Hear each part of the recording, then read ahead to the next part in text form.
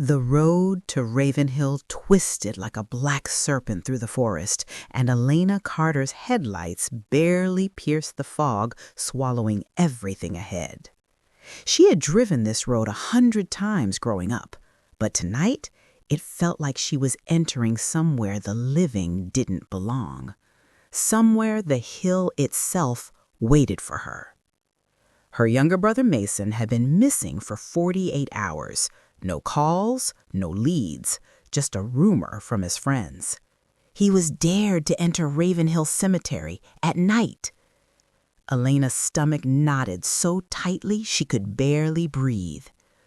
The cemetery gate came into view, a towering iron arch tangled with dead vines.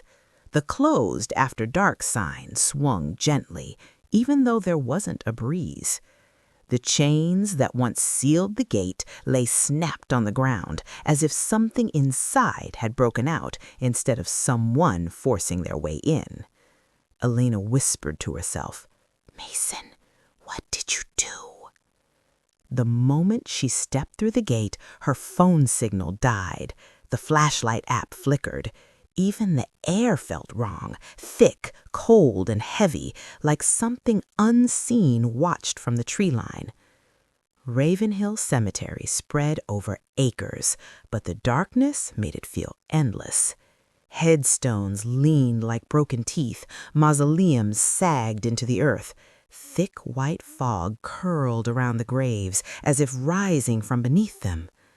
A sound broke the silence. Soft, steady, like someone raking their fingers slowly through soil. Elena froze. Her flashlight trembled in her hand as she scanned the graves. Nothing moved, but the sound came again, closer this time. Scrape, scrape, scrape. She called out, voice tight, "Mason, you'd better not be pranking me." Only the scraping answered.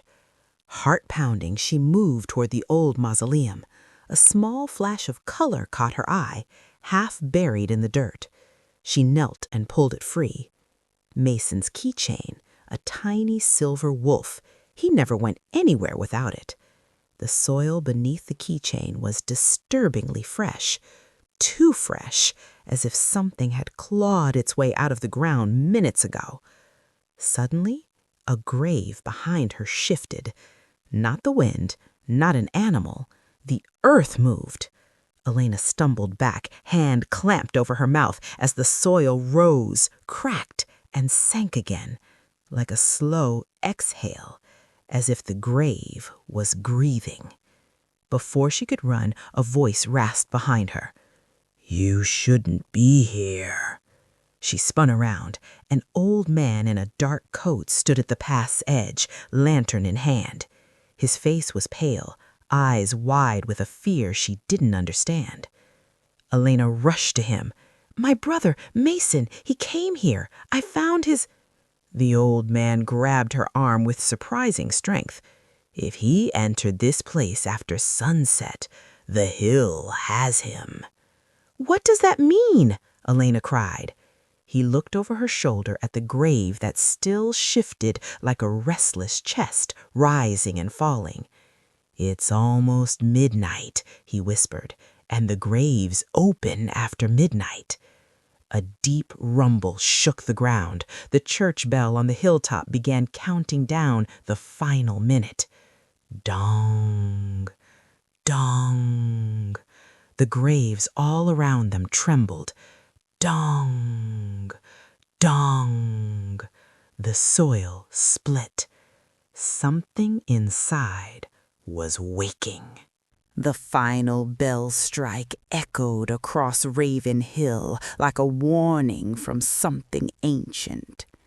As the last vibration faded, the ground beneath Elena's feet shuddered, deep, rhythmic, like the heartbeat of the hill awakening. The old man tightened his grip on her arm. "We have to move, now." Elena didn't argue. The soil around them cracked in sharp lines, and cold mist burst upward from the newly formed fissures. As they ran toward the caretaker's cabin at the edge of the cemetery, shapes began rising behind them. Not fully human, not fully dead, caught between.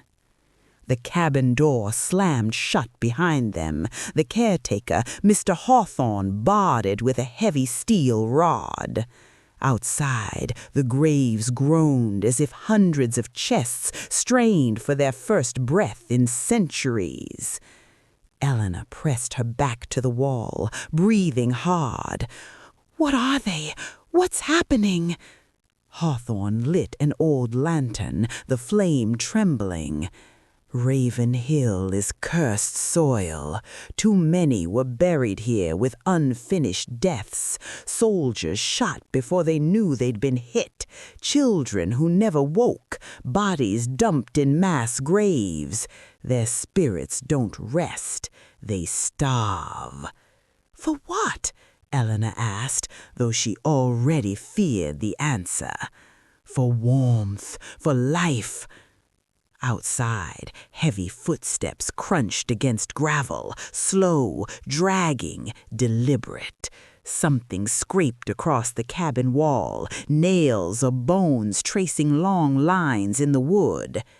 Then came the whispers. A chorus of rusted voices calling her name.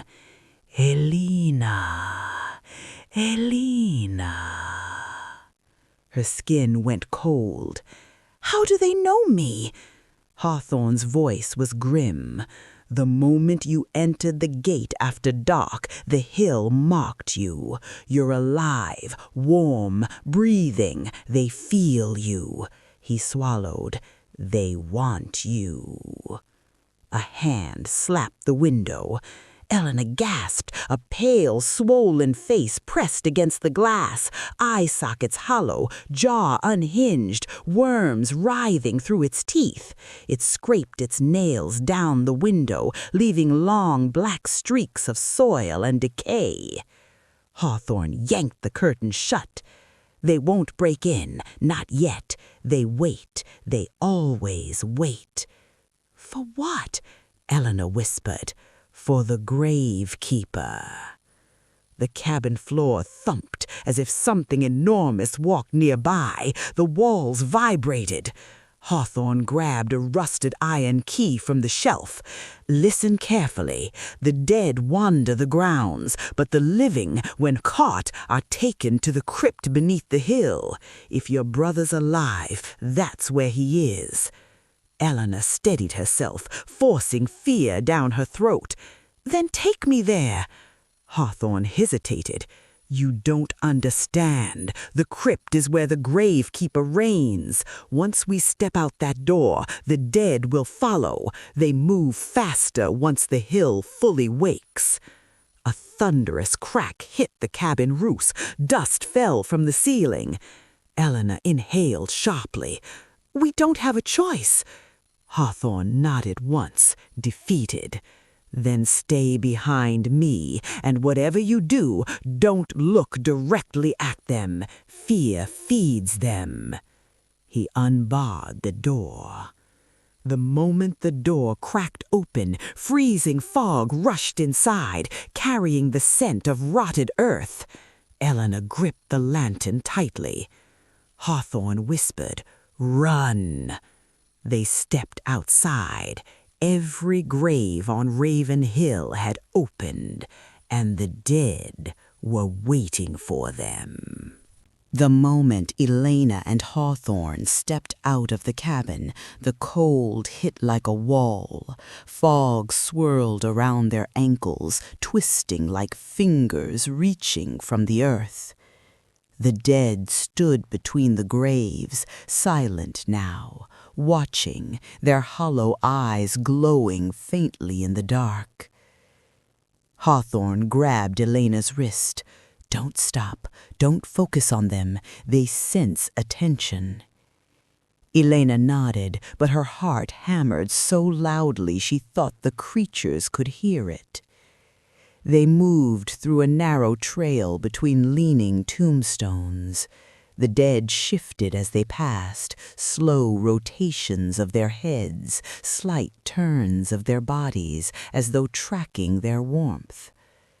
One corpse crouched low, sniffing the air like a starving animal. Hawthorne whispered, down the hill, toward the angel statue. But as they neared the statue, a corpse dragged itself onto the path. Its bones cracked loudly as it straightened, blocking their way. Elena's breath hitched. The thing's jaw hung loose, swinging side to side like a broken door. Hawthorne didn't hesitate. He lifted the lantern and thrust it toward the corpse. The flame burst brighter, flaring with unnatural heat. The creature shrieked and staggered back as if burned by the light. "Elena, move!" Hawthorne shouted. She sprinted toward the angel statue, cracked wings spread wide, head bowed, as if mourning the land itself.